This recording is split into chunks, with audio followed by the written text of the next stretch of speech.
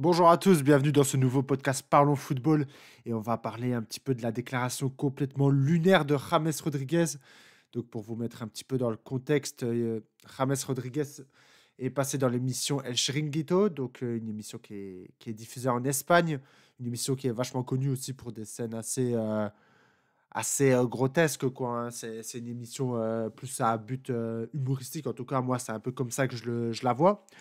Et James Rodriguez, du coup, le Colombien, s'est prêté au jeu. Il est allé à l'émission et il s'est prêté au jeu des comparaisons. Et ce qu'il a déclaré, tenez-vous bien, parce que c'est complètement dingue. Il faut être complètement malade pour avoir dit ça. Donc, là, un des dilemmes, c'était James Rodriguez ou Zinedine Zidane. La déclaration, j'ouvre les guillemets, de la part de James Rodriguez. Zidane a été très bon. Il a gagné la Coupe du Monde à son apogée. Mais à mon prime, 3 petits points. Bon. Et on pouvait se dire déjà, s'il avait juste dit ça, ça aurait été une dinguerie. Mais bon, il aurait pu s'arrêter là, quoi. Et dans la même émission, dans le même jeu, il s'est jugé plus fort que Modric, plus fort que Toni Kroos et plus fort que Xavi. Rien que ça. Alors que, bon, James, on le rappelle, c'est un prime très très court et c'est surtout un tour du monde des clubs, tout simplement. Et le seul où il n'a pas osé quand même, il n'a pas osé se dire plus fort que lui, c'est Iniesta. Bon, je pense que même pour les autres, il aurait dû s'abstenir. Est-ce que James Rodriguez est vraiment plus fort que Zidane? Est-ce qu'il est vraiment plus fort que Modric, Kroos ou Xavi? En tout cas, il nous a pas montré de quoi aller dans son sens, hein, clairement pas. Actuellement, James Rodriguez, il joue au Club León au Mexique. Et voilà, c'est pas forcément très fameux non plus. Il a joué que 7 matchs pour le moment, pour 2 buts. Mais bon, cette citation sur Zidane, faut quand même, fallait être prêt, hein. Faut se mouiller un peu la nuque avant de la lire parce que c'est quand même une dinguerie. Est-ce que vraiment James était plus fort que Zidane? Bien sûr que non. Zidane, c'est réussite en fait partout où il est passé. C'est un joueur d'une classe incroyable, même si James était très beau à avoir joué aussi. C'est d'ailleurs le seul point peut-être où on peut comparer un petit peu les deux. Mais sinon, en termes de jeu, Zidane a toujours été plus efficace que James. D'un point de vue technique, Zidane est au-dessus. Pour moi, il y a vraiment pas match entre les deux. Et James, je pense que c'est un petit peu son ego de footballeur là, qui a parlé plus qu'autre chose. Voilà, on sait très bien qu'il y a certains joueurs, ils n'acceptent pas forcément de regarder la vérité en face et de voir que finalement leur carrière, elle leur a un petit peu passé entre les mains. Et c'est un peu ce qui s'est passé avec Rames, même si là, à la dernière Copa América, il a quand même il a fait un très très bon tournoi qu'il perd en finale quand même contre Lionel Messi. Mais il fait quand même un très bon tournoi. Mais James, il faut vraiment remettre les choses dans le contexte. C'est-à-dire que James Rodriguez, il explose en 2014 à la Coupe du Monde 2014 grâce notamment à un magnifique but. Et depuis, il va au Real. Il n'a pas énormément de temps de jeu au Real. Il me semble que moi, je considère ça plus comme un échec au vu de ce qu'il était capable de faire et de nous montrer, notamment à Monaco et à Porto où il était vraiment bon. Il est prêté 2 saisons, une saison, 2 saisons, il me semble, au Bayern Munich, où là encore, c'est pas exceptionnel. Et après, bah, c'est une saison blanche. Voilà, c'est une saison où il décide d'arrêter le football. En tout cas, je ne sais pas s'il le décide vraiment, mais en tout cas, il n'a pas vraiment de propositions très intéressantes. En 2020, au moment où notamment Carlo Ancelotti signe à Everton, James Rodriguez le suit et ça avait plutôt vraiment bien démarré dans mes souvenirs pour James Rodriguez en Angleterre du côté d'Everton. Après, ça s'est vite cassé la gueule aussi, surtout que Ancelotti part en milieu de saison pour rejoindre le Real Madrid et que du coup derrière, bah, Everton se sépare de James, il part à la fin de la saison. Et bon, derrière, voilà, mouillez-vous la nuque parce que là, c'est très très chaud. On a quand même parlé de clubs qui étaient un peu connus dans le monde. Là, après, il signe à Al Rayyan SC, l'Olympiakos, Sao Paulo. Il fait 7 matchs du côté de Rayo Vallecano l'année dernière et depuis 2025, il est au Club Léon. Donc, non, franchement, clairement, James Rodriguez, c'est 4 ans, 4-5 ans où il est vraiment dans des top clubs européens. Et après, c'est vraiment, il se casse la gueule. Et je trouve ça dingue quand même de pouvoir affirmer être meilleur que des mecs comme Modric, comme Xavi, comme, j'allais dire Iniesta, non, justement, ou comme Kroos, des mecs qui ont tout gagné, qui ont fait partie des joueurs les plus réguliers. Peut-être pas de la dernière décennie parce que Xavi il a arrêté un peu avant, mais en tout cas entre 2008 et 2015, ces trois mecs ont fait partie des meilleurs milieux de terrain au monde. D'ailleurs, les trois peuvent largement être dans la discussion pour être dans le top 5, top 10 des meilleurs milieux de terrain de tous les temps.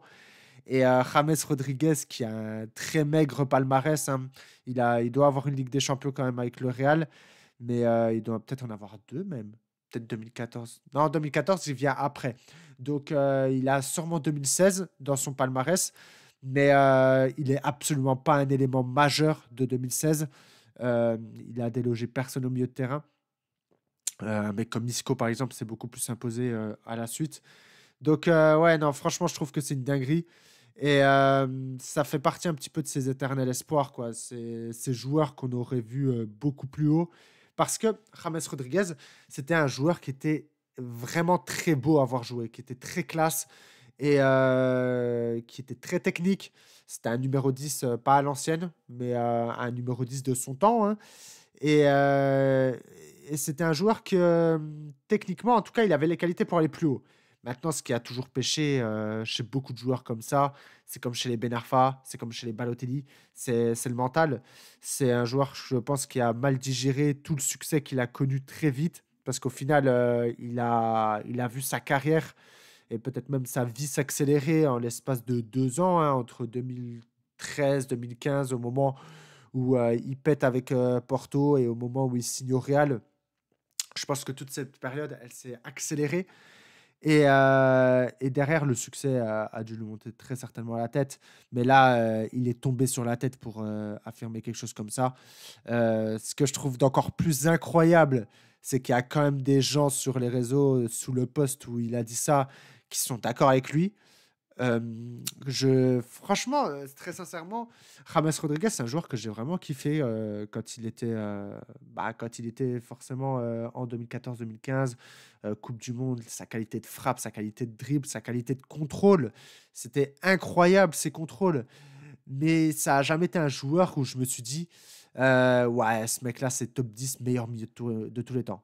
Par contre, pour des mecs comme Modric, comme Zidane, comme Kroos ou comme Xavi, c'est des mecs que, où, quand on les voyait jouer, on se disait, ouais, ça, c'est un top 10, c'est un joueur générationnel. Euh, Clairement, James Rodriguez n'est pas un joueur générationnel. Et là où il aurait pu avoir une porte d'entrée pour revenir dans un bon club européen, là, avec le Rayo Vallecano l'année dernière, et ben, il se casse la gueule. Il fait 7 matchs, 0 but. Il ne state pas de l'année. Et le pire, c'est que du coup, il rejoint le Rayo Vallecano à la suite de la Copa América.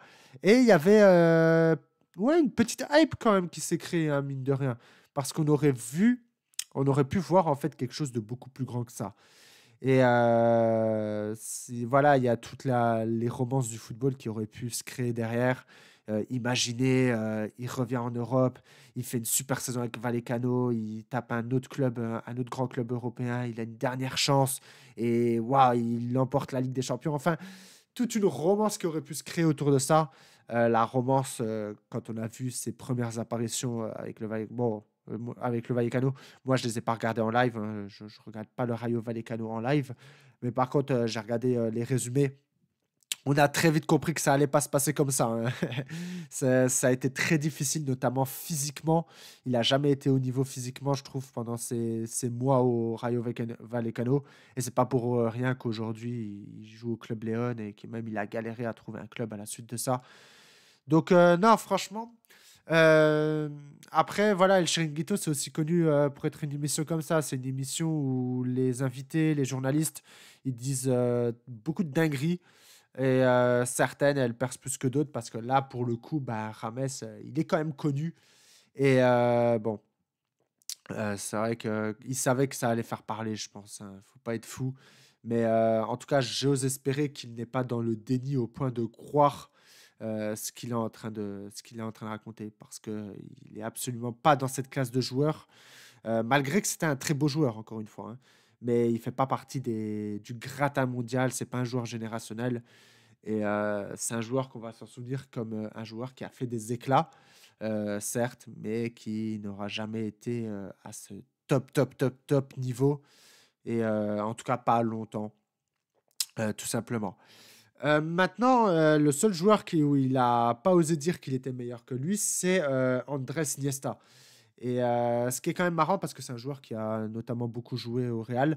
Je me demande aussi, parce que c'est ça que je suis en train de penser, je me demande si James Rodriguez, il n'a pas aussi sorti cette bastos, cette citation contre Zidane aussi parce que Zidane était coach et Zidane n'a jamais réussi à réellement inclure James Rodriguez dans ses plans de jeu. C'est pour ça que c'est Zidane qui avait demandé à ce que James parte et c'est pour ça qu'il est parti 2 ans au Bayern. Et je me demande s'il n'y a pas une question de ça parce que je trouve ça bizarre quand même qu'il lance un petit peu des flammes là sur Zidane, sur Modric et sur Kroos. Est-ce que c'est pas un moyen un petit peu de se venger parce il accepte pas que c'était un petit peu les trois éléments qui ont fait que son passage au Real n'était pas une réussite. C'est possible. Pour Xavi, je saurais pas trop pourquoi. Peut-être qu'il pense vraiment qu'il était meilleur que Xavi. Même là-dessus, je suis absolument pas d'accord. Mais c'est quand même. Non, c'est quand même incroyable parce que même quand on parle de prime, est-ce que James Rodriguez a vraiment un prime? Pour moi, un prime, c'est quelque chose qui va traverser les générations. Au final, James Rodriguez, qui va traverser la génération, c'est sa Coupe du Monde 2014. Est-ce que c'est à ce moment-là qu'on peut dire qu'il était à son prime? Ouais, peut-être, peut-être, peut-être. Mais en tout cas, le prime de James Rodriguez, du coup, si c'est 2014, ne s'assoit à aucun moment à la table de Modric, Kroos, Xavi ou même, et encore pire, Zidane, hein. Donc, en tout cas, en plus, la manière dont il le dit, il a l'air d'y croire vraiment dur comme fer. Donc, est-ce qu'il se pense vraiment à cette table? J'espère pas pour lui. Même si, en soi, il est pas devenu rincé techniquement, James. Mais par contre, ouais, physiquement, il sera jamais de retour au top niveau et il a laissé passer sa chance. Et ça fait partie de ses éternels espoirs. Voilà, des joueurs très classe, très, très beaux à avoir joué, mais qui n'auront jamais atteint les sommets qu'on leur prédisait. En tout cas, dites-moi ce que vous pensez de la déclaration du Colombien dans les commentaires. Est-ce que vous êtes d'accord? Peut-être que vous êtes d'accord. Si c'est le cas, n'hésitez pas à me donner vos arguments. Je serais très curieux d'entendre ça. Et sur ce, nous, on se retrouve très vite pour un prochain podcast, un prochain short. Je ne sais pas encore, tout simplement. Mais on se retrouvera très vite, ça c'est sûr. Et sur ce, portez-vous bien tous. Bye tout le monde.